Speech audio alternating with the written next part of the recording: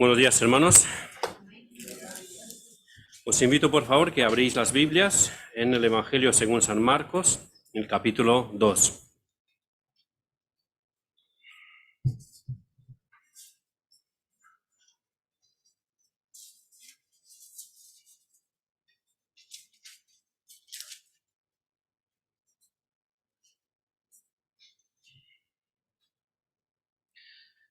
Evangelio según San Marcos, capítulo 2. Leemos empezando con el versículo 1.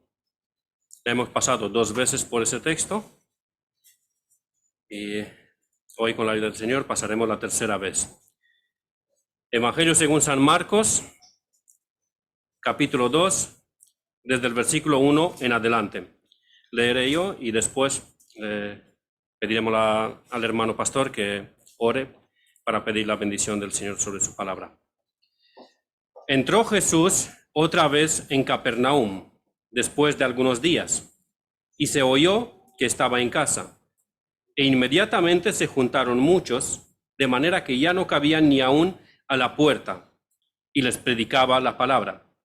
Entonces vinieron a él unos trayendo un paralítico, que era cargado por 4. Y como no podían acercarse a él, a causa de la multitud, descubrieron el techo de donde estaba, y haciendo una abertura, bajaron el lecho en que yacía el paralítico. Al ver Jesús la fe de ellos, dijo al paralítico: Hijo, tus pecados te son perdonados. Estaban ahí sentados algunos de los escribas, los cuales cavilaban en sus corazones: ¿por qué habla este así? Blasfemias dice. ¿Quién puede perdonar pecados sino solo Dios? Y conociendo luego Jesús en su espíritu que cavilaban de esta manera dentro de sí mismos, les dijo: ¿por qué caviláis así en vuestros corazones? ¿Qué es más fácil? ¿Decir al paralítico, tus pecados te son perdonados? ¿O decirle, levántate, toma tu lecho y anda? Pues para que sepáis que el Hijo del Hombre tiene potestad en la tierra para perdonar pecados, dijo al paralítico: a ti te digo, levántate, toma tu lecho y vete a tu casa. Entonces él se levantó enseguida y tomando su lecho salió delante de todos, de manera que todos se asombraron y glorificaron a Dios diciendo: nunca hemos visto tal cosa. Amén. Pastor. Gracias, Padre Celestial, Señor nuestro, por el privilegio que nos das de tener por nosotros tu palabra. Pedimos corazones dispuestos, contritos y guiados para escucharla y ponerla en práctica, Señor. Ayúdanos. Tú dices que tu palabra no vuelve a tu vacío. Confiamos, Padre, en esa palabra que nos muestras. Y te pedimos que no seamos solamente oidores, sino también hacedores. Ponemos en tus manos este tiempo, también nuestro hermano que nos trae la palabra, que nos antes sea que nos hable. Amén. Santifícanos en tu verdad, tu palabra. Padre, ayúdanos para que podamos cada día crecer y ser más semejantes a ti, confiados con tu palabra, que obedezcamos, Padre, para que los que están a nuestro alrededor puedan ver reflejado la luz de Cristo en nuestras vidas. En nombre de Jesús. Amén. Os había prometido la vez anterior que predicaría una vez más de ese texto, pero esta vez de forma temática y no expositiva como la vez anterior. Y si alguien se pregunta cuál es la diferencia entre la predicación expositiva y la predicación temática, pues la predicación expositiva es ir exponiendo, explicando y aplicando cada versículo en parte de un texto. Por supuesto, tomando en cuenta lo que en el estudio del discipulado hemos llamado 5 pasos para una interpretación bíblica correcta de un texto. Gracias, hermano. Esos 5 pasos que hemos visto son tener en cuenta el género literario de un texto, el autor, el destinatario, el contexto cercano, histórico y bíblico en general, y la posible simbología o tipología que encontramos en el texto. Si la predicación expositiva sigue versículo a versículo, el texto,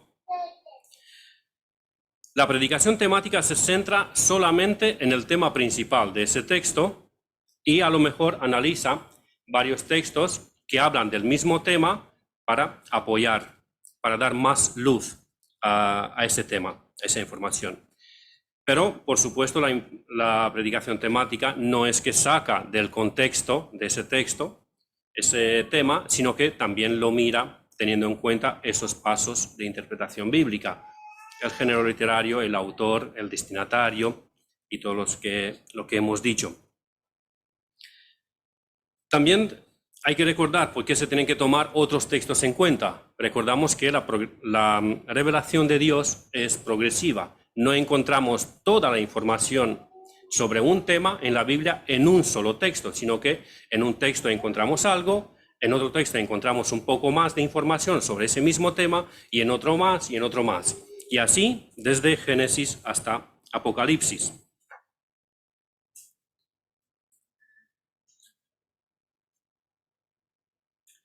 El tema principal, el tema central de nuestro texto, aunque en nuestras Biblias pone Jesús sana a un paralítico y tiene la apariencia de que el personaje principal es el paralítico, el que recibe ese milagro, no es él. El tema principal no es el paralítico, no es la sanación y tampoco el perdón de pecados que él recibe en ese texto. Él no es el protagonista de la historia. El paralítico no es el centro de lo que encontramos en ese texto. El centro de esta historia, como de toda la Biblia, es Jesús.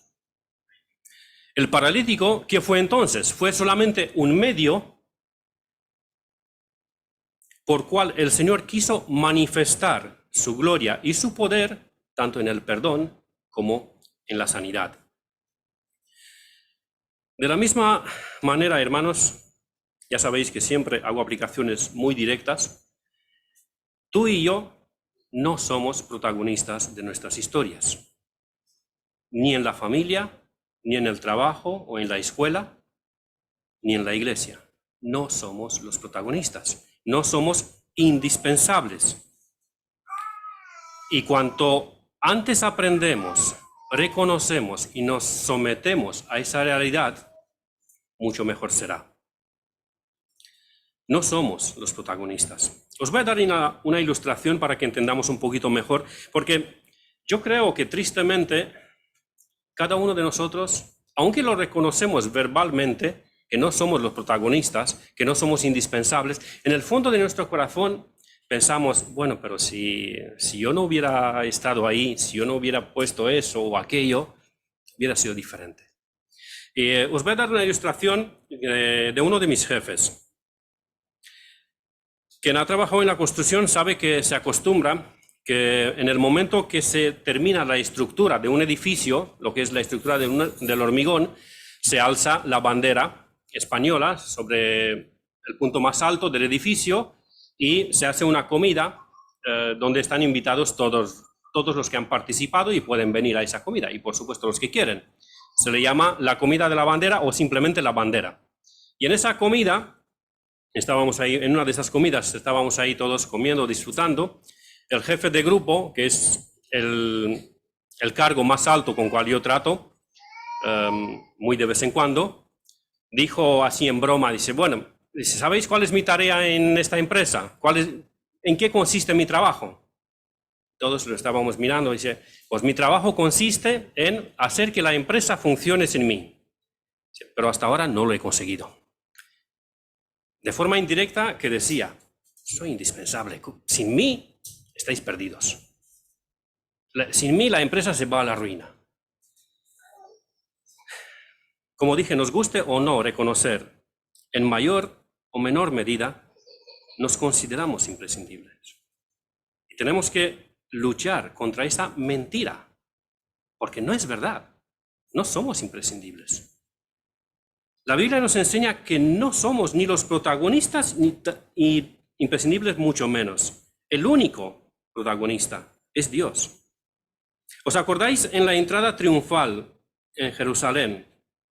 Cuando los fariseos se molestaron que los seguidores de Jesús gritaban, Hosana, el que viene en el nombre del Señor, los fariseos le dijeron a Jesús, hazlos callar. ¿Qué les dijo? ¿Qué les contestó Jesús?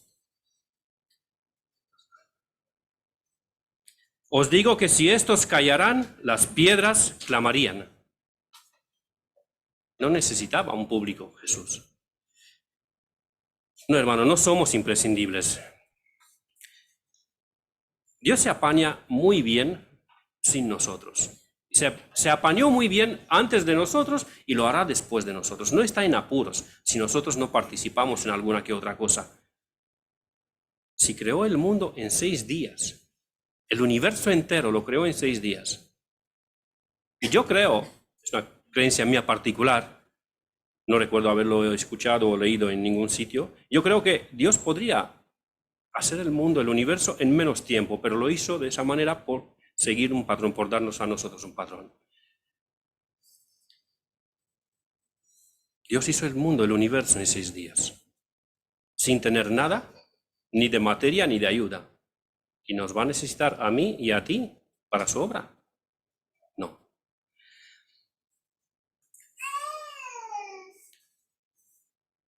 Al paralítico se le concedió la honra de ser el objeto de la gloria de Dios, el medio por cual el Hijo de Dios había de ser glorificado. A nosotros también se nos concede, si participamos en alguna que otra obra,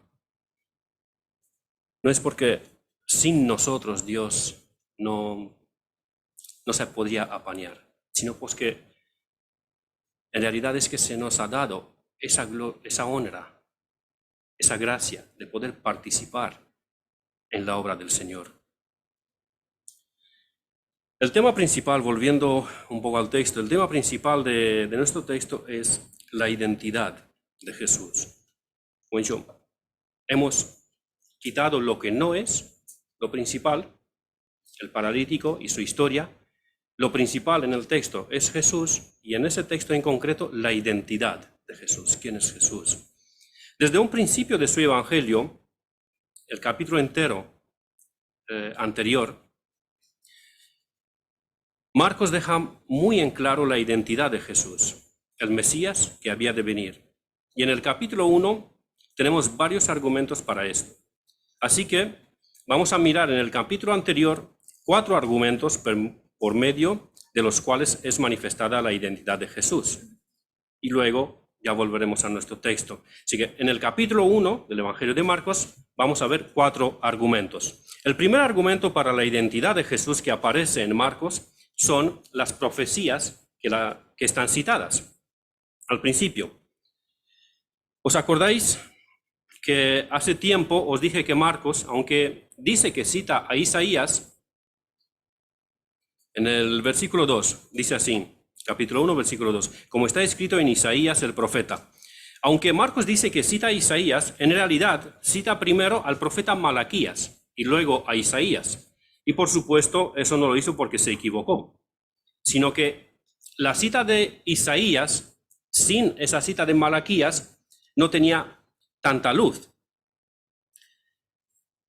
Él cita primero a Malaquías para dar un mejor entendimiento a la cita posterior de Isaías. Vamos a ver en Malaquías 3.1 qué es lo que está diciendo. Malaquías capítulo 3, versículo 1. Os dejo como de costumbre unos cuantos segundos para que lo encontréis, porque me gusta que podáis seguir el texto bíblico. Malaquías, capítulo 3, versículo 1. Leemos así. He aquí, yo envío mi mensajero, el cual preparará el camino delante de mí, y vendrá súbitamente a su templo el Señor, a quien vosotros buscáis, y el ángel del pacto a quien deseáis vosotros. ¿Delante de quién enviaría el Señor a su mensajero? Delante de él, delante del Señor, ¿no? Enviaré mi mensajero delante de mí, y vendrá súbitamente a su templo el Señor. Vamos a Isaías, capítulo 40, versículos 3 al 5.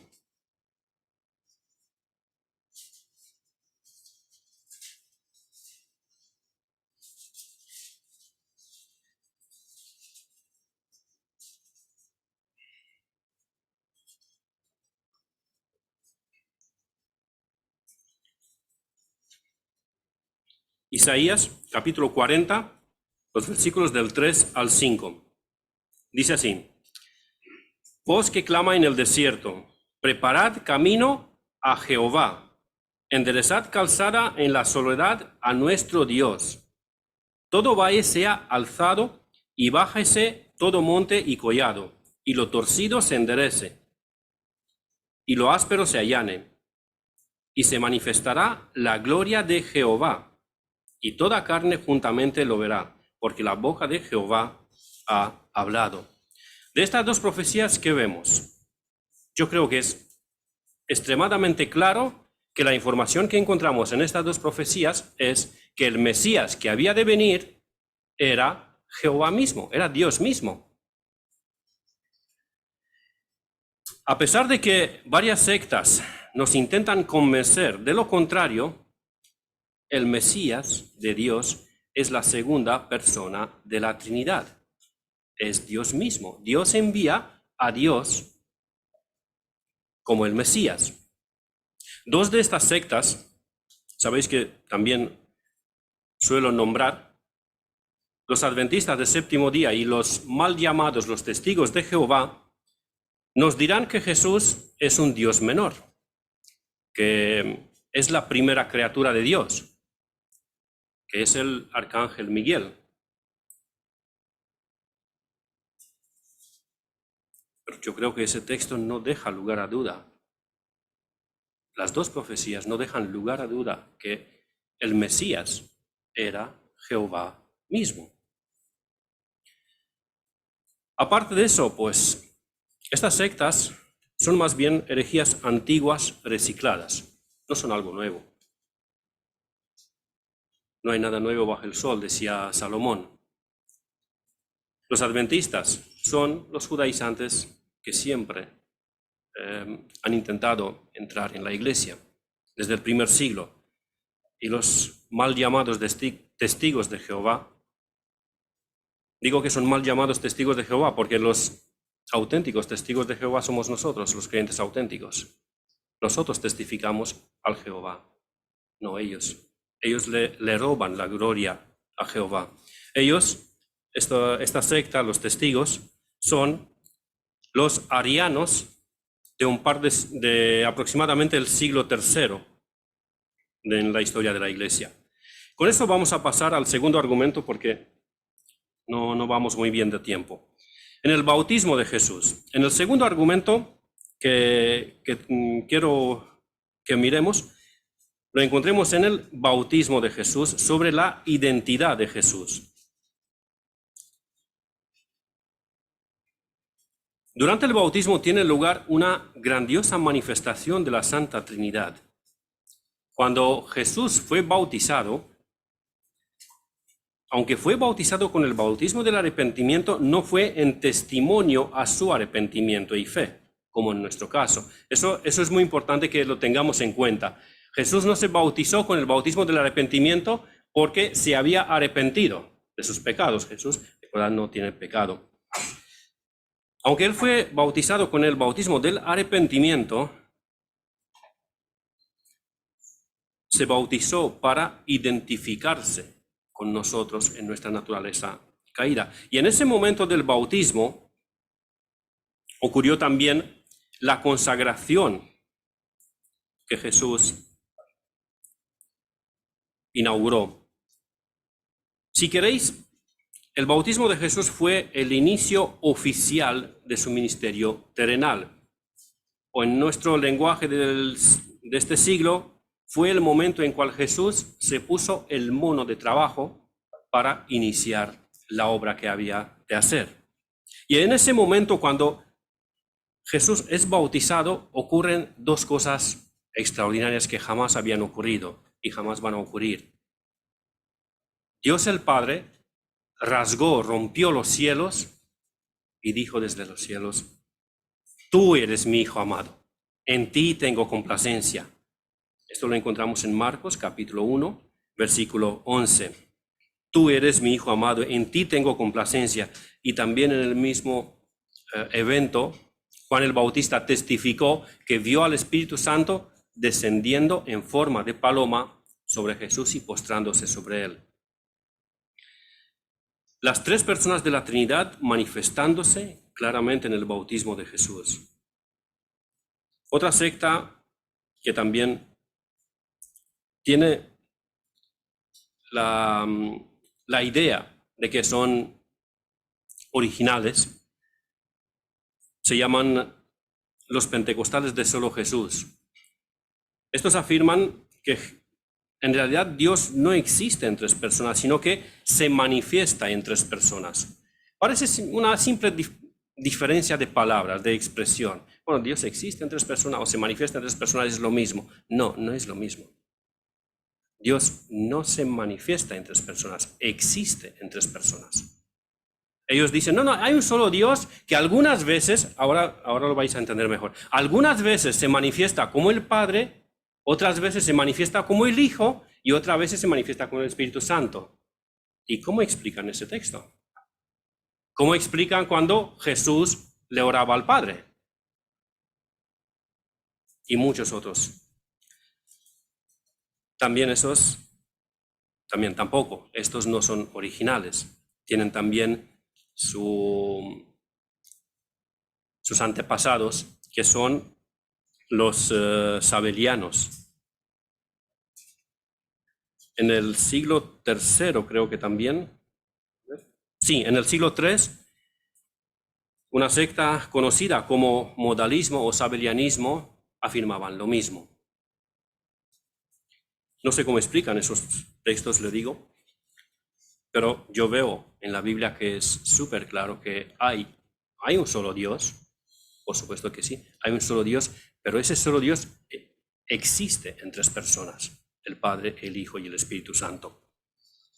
Entonces, ese es el segundo argumento, que Jesús es Dios. Un espíritu inmundo, el tercer argumento, un espíritu inmundo lo identifica a Jesús como el Santo de Dios. Si en los 40 días de ayuno en el desierto, Satanás tentó al Señor desafiándole que demuestre su divinidad, ¿os acordáis cuando dice, si tú eres hijo de Dios, haz que esa piedra se convierta en pan? Si tú eres hijo de Dios, tírate del pináculo del templo, porque no te va a pasar nada malo. Si en esas situaciones Satanás trata de poner en duda la divinidad de Jesús, en el milagro que tenemos en el capítulo 1, empezando con el versículo 21, ese espíritu inmundo lo reconoce al Señor como el Santo de Dios. Pero el Señor Jesús le dice, cállate. Jesús no recibe testimonio de los demonios. De este texto y otros parecidos, yo he aprendido que en testificar y adorar a Dios no se pueden usar fuentes impías, aunque el contenido es correcto. Ese demonio decía la verdad. Tú eres el Santo de Dios. Pero el Señor Jesús le dice, cállate. No recibo testimonio de tu boca. ¿Quién eres tú para testificar? Tú eres enemigo de Dios. De ahí yo he aprendido que, aunque el contenido es correcto, de una alabanza, de una canción, de una oración, de lo que sea, si la fuente de cual sale este algo es impía, no puede ser utilizada y presentada en adoración a Dios. El cuarto argumento de nuestro tema es en los milagros que Jesús hacía.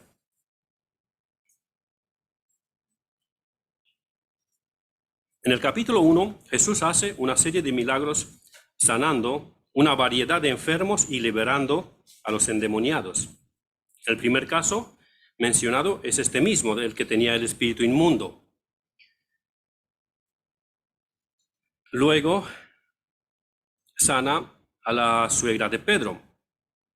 Después, en 1:34 dice, sanó a muchos que estaban enfermos de diversas enfermedades y echó fuera muchos demonios. Y no dejaba hablar, otra vez, no dejaba hablar a los demonios porque le conocían.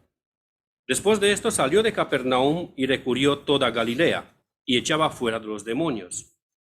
El último que recibió un milagro de Jesús en el capítulo 1 de Marcos es el leproso. Y todos estos milagros y señales tenían el propósito de confirmar la identidad de Jesús y la autenticidad de su enseñanza. Lo que es triste es que muchos de esos señales sirvieron como testimonio para la condenación de los que estaban ahí presentes o incluso para la condenación de algunos que se beneficiaron de esos milagros. Vamos a leer, quizá os sorprendéis de esta afirmación, como que, bueno, quizá los que estaban presentes sí, pero los que fueron sanados o esto, que estos no son beneficiarios. Vamos a leer Mateo 11, del 20 al 24.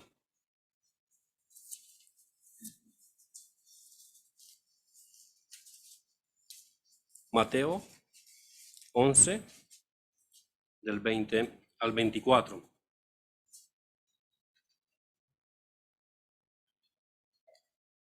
Entonces comenzó a reconvenir a las ciudades en las cuales había hecho muchos de sus milagros, porque no se habían arrepentido, diciendo: ay de ti, Corazín, ay de ti, Betsaida, porque si en Tiro y en Sidón se hubieran hecho los milagros que han sido hechos en vosotras, tiempo ha de que se hubieran arrepentido en silicio y en ceniza.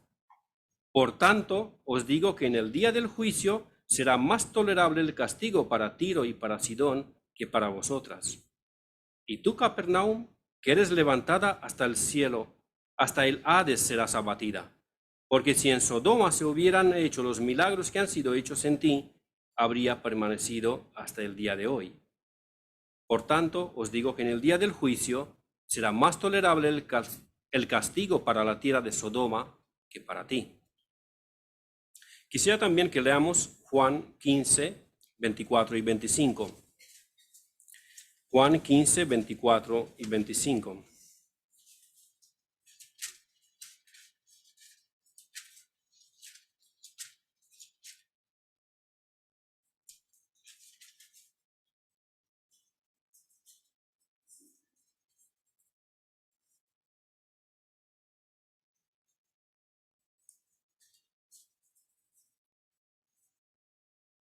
Juan 15, 24 y 25.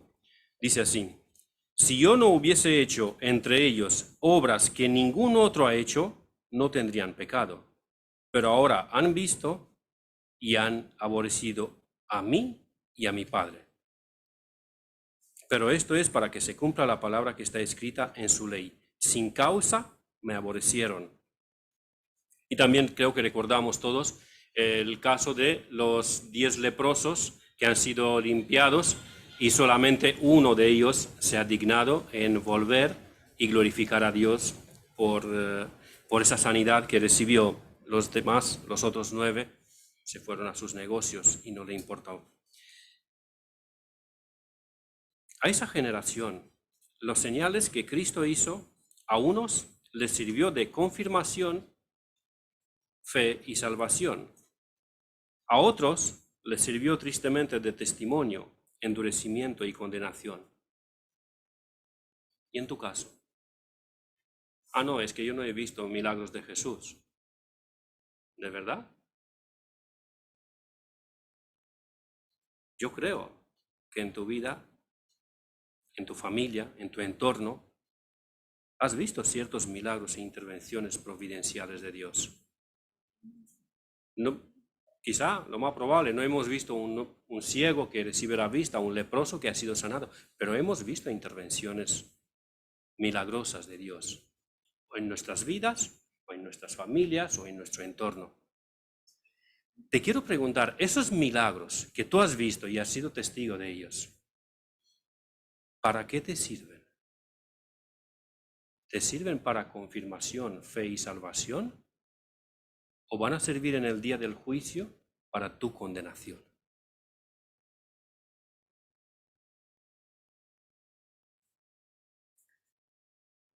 Después de presentar esos 4 argumentos del capítulo 1 que demuestran la identidad de Jesús como Dios hecho hombre, vamos a ver los argumentos del mismo texto que hemos leído al principio del capítulo 2.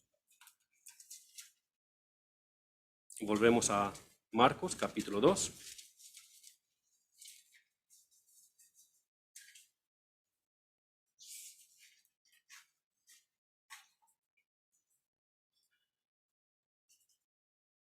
Claro, no voy a entrar a analizar el texto en su contexto y recordar los detalles que lo definen, porque ya lo hice la vez anterior y después pues, el pastor también lo hizo, lo confirmó y desarrolló incluso algo más. Y quiero aprovechar con esta ocasión, darle las gracias al pastor por apreciar la predicación que había hecho antes. Como he dicho, esta vez me limitaré a observar el texto apuntando solamente en su tema principal y en 3 argumentos que Dios nos da en esta palabra para confirmar ese tema principal.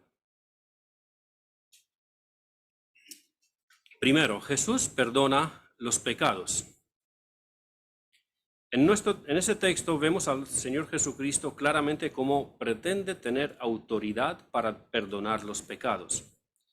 En otras ocasiones, Jesús les decía a los que sanaba, por ejemplo, al leproso le dijo, quiero, sé limpio. A otros le decía, tu fe te ha sanado, tu fe te ha salvado. Vete en paz, tu fe te ha salvado. Los judíos, ahí cuando utilizaba tu fe te ha salvado, los judíos utilizaban la misma palabra tanto para sanar como para salvar. Y quizás se podía entender que se refiere a la sanación o se podía entender que se refiere a salvación del pecado. Pero en este caso hace una afirmación clara sobre el perdón de pecados. Y Jesús, como omnisciente, como vamos a ver enseguida en el siguiente punto,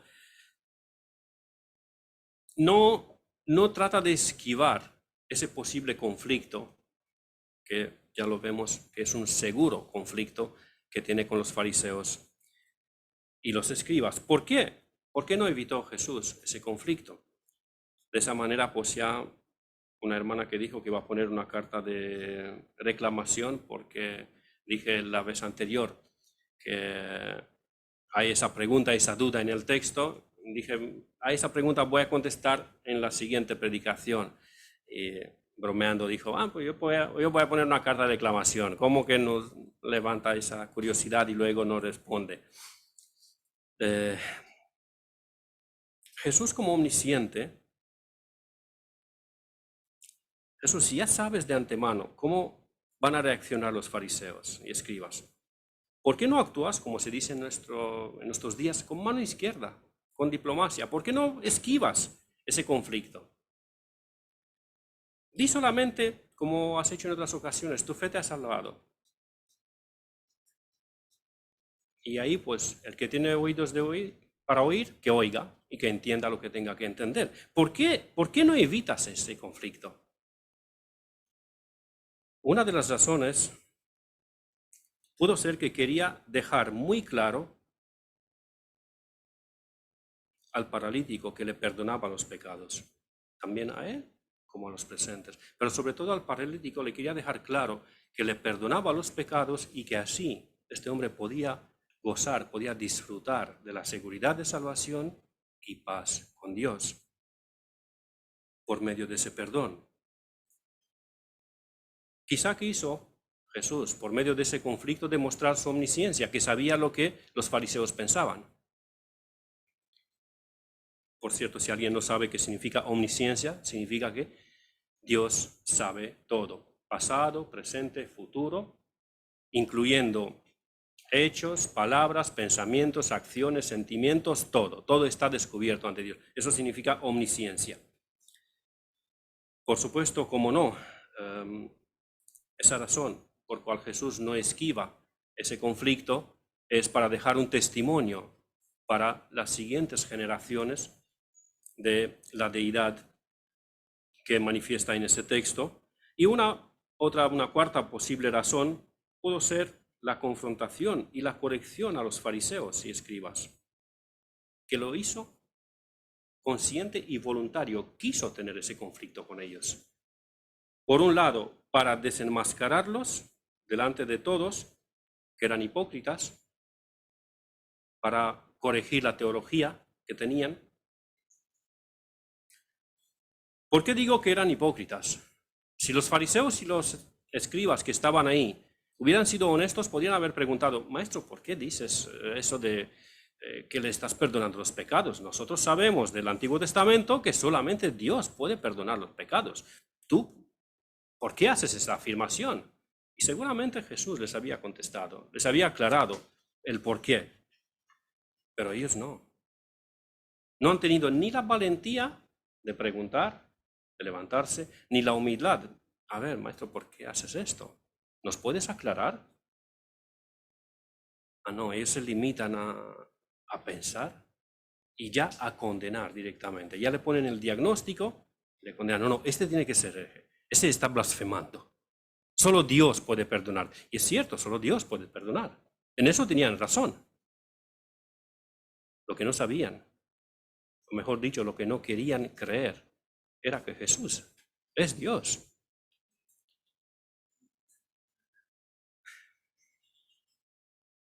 Jesús demuestra en ese texto, el primer argumento de la deidad de Jesús en nuestro texto es que Él perdona los pecados. Y quiero aprovechar ese momento para preguntarte: ¿tú tienes tus pecados perdonados? ¿Sabes que Jesús puede perdonar tus pecados? Y lo puede hacer por dos razones: porque Él es Dios, y como Dios tiene esa potestad de perdonar los pecados, porque los pecados que nosotros hemos cometido, los hemos cometido contra Dios, contra los mandamientos de Dios, contra la misma esencia de Dios, contra su ser. Y en segundo lugar, Jesús perdona los pecados porque Él cargó sobre Él los pecados de su pueblo y recibió el castigo justo y santo de parte de Dios por estos pecados. Por eso Él puede y quiere perdonar tus pecados. Y si Dios te ha convencido por medio de su palabra, predicada ahora, o en otro momento, que tú eres un pecador que aún no tiene los pecados perdonados, arrepiéntete. Arrepiéntete de tus pecados y cree en el Señor Jesucristo, que pagó con su muerte por estos pecados tuyos, así como por los míos también. Si te arrepientes y crees en Él, Él perdonará tus pecados. Te dará vida eterna y paz con Dios. El segundo argumento que encontramos en nuestro texto y demuestra la divinidad de Jesús es que Él conoce los pensamientos de los seres humanos. En el momento que los fariseos y escribas cavilaban en sus corazones, eso dice nuestro texto, Jesús conoció lo que pensaban. Encontramos ese atributo que lo he definido antes, su omnisciencia. Cuando leemos los evangelios, nos encontramos a todo paso con esa realidad, que Jesús conoce todo, todo está descubierto delante de Él. Él es Dios, aunque es hombre al mismo tiempo. Y no es 50% hombre y 50% Dios. Es Dios, es 100% hombre, es 100% hombre y 100% Dios. Y si esperas que yo voy a explicar ahora cómo es esto, te vas a quedar defraudado, porque no tengo ni idea. Solamente lo creo porque así lo encuentro en la palabra. No entiendo cómo en una misma persona puede ser 100% hombre y puede ser 100% Dios. No lo entiendo, pero lo creo. Igual que muchas otras doctrinas, no es solamente esta la que no la entiendo. Sobre la divinidad y la humanidad de Jesús, Dios reveló en su palabra solamente el qué, pero no el cómo. ¿Cómo es esto que en una misma persona es 100% hombre y 100% Dios. En la palabra no encontramos el cómo, pero encontramos el qué, que Jesús es Dios y es hombre plenamente. El hecho de que Jesús conoce todo, ¿qué produce en tu alma esta realidad? Sabiendo que Jesús conoce todo sobre ti, ¿qué produce en tu mente, en tu alma esto? Es una realidad. Si tú no eres creyente, esta realidad te dice que estás en serios problemas. Si eres creyente, esta verdad produce tanto alegría como vergüenza, seguridad y humildad. ¿Por qué? Porque tú sabes cómo eres. Yo sé cómo soy. Y a pesar de cómo soy, Cristo me llamó para ser suyo y me dio vida eterna. Y tiene paciencia conmigo en todas mis caídas, en todas mis debilidades, en todas mis inconsecuencias.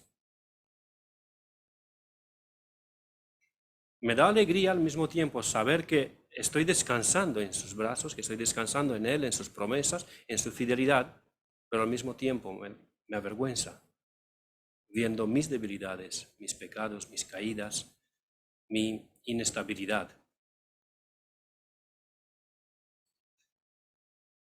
¿Qué ocurre contigo? ¿Qué hace esa realidad en tu mente y en tu corazón?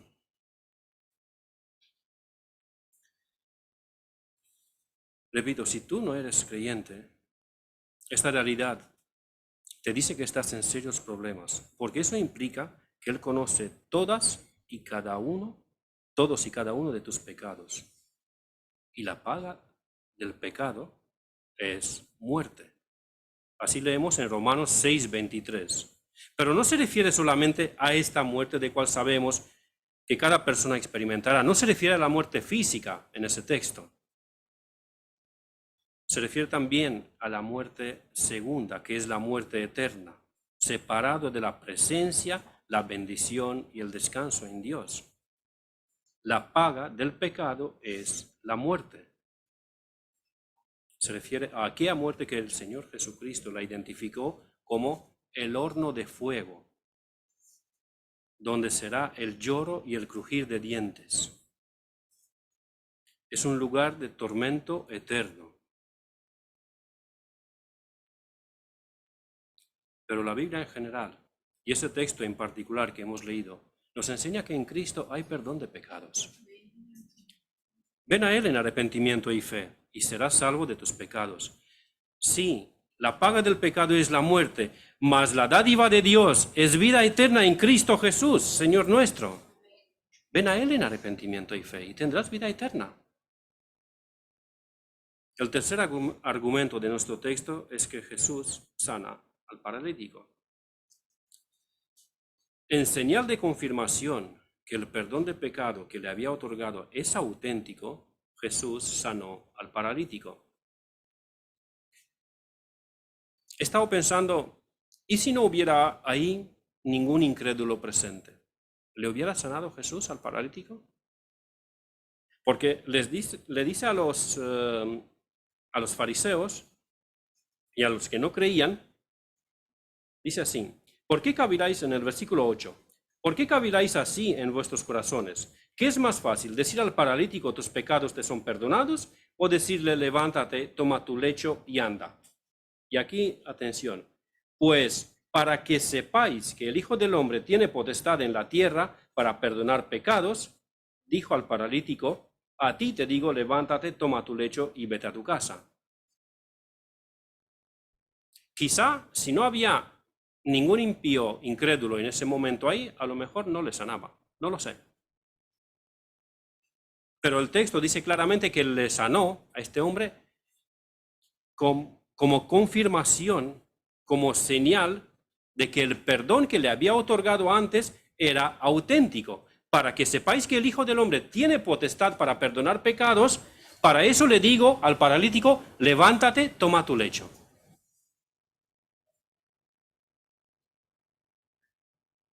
Jesús sanó a este hombre demostrando, por sanar una enfermedad incurable, demostrando que es Dios, que tiene poder completo para hacer lo que Él quiere, cuando Él quiere y como Él quiere.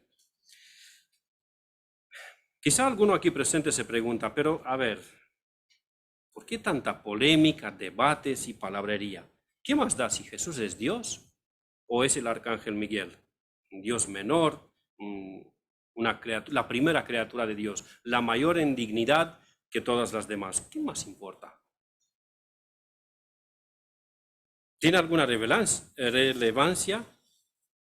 Por supuesto que sí, muchísima relevancia. Cambia todo. En primer lugar, es la gloria de Cristo. Sería una ofensa a su majestad que lo consideremos solamente un ángel o cualquier otra criatura. Al soberano del universo que le digamos, ha sido un ángel. Una ofensa. En segundo lugar, si Cristo no es Dios, estamos todos perdidos. ¿Por qué digo eso? Nuestros pecados son una ofensa y un desafío al Dios del universo. Y como hemos leído en Romanos 6:23, la paga del pecado es la muerte eterna. Ningún ser creado es perfecto ante Dios. El sacrificio que tenía que ofrecerse para el perdón de mis pecados y de tus pecados tenía que ser alguien perfecto. El sacrificio tenía que ser alguien perfecto. Y solo Dios es perfecto. Si Cristo no es Dios, el sacrificio que hizo en la cruz no es perfecto y no salva a nadie. También si Cristo no es Dios, su sacrificio no alcanza a nadie, porque aparte de no ser perfecto, no sería suficiente.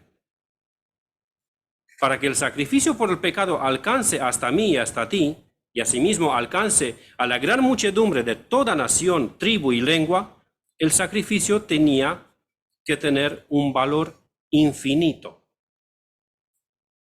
Y solo Dios tiene ese valor infinito en sí mismo. ¿Entendéis ahora por qué digo que lo cambia todo? Si Cristo no es Dios, estamos perdidos en nuestros pecados y delitos. Y no hay salvación. Estamos perdiendo el tiempo aquí. Pero Cristo es Dios. Entendemos ahora por qué le dijo Jesús a los judíos en Juan 8:24, y esta es la última cita que por favor os invito a que la busquéis. Evangelio según Juan 8:24.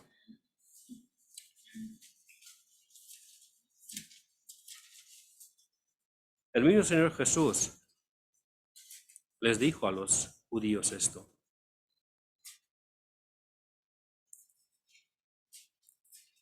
Juan 8:24.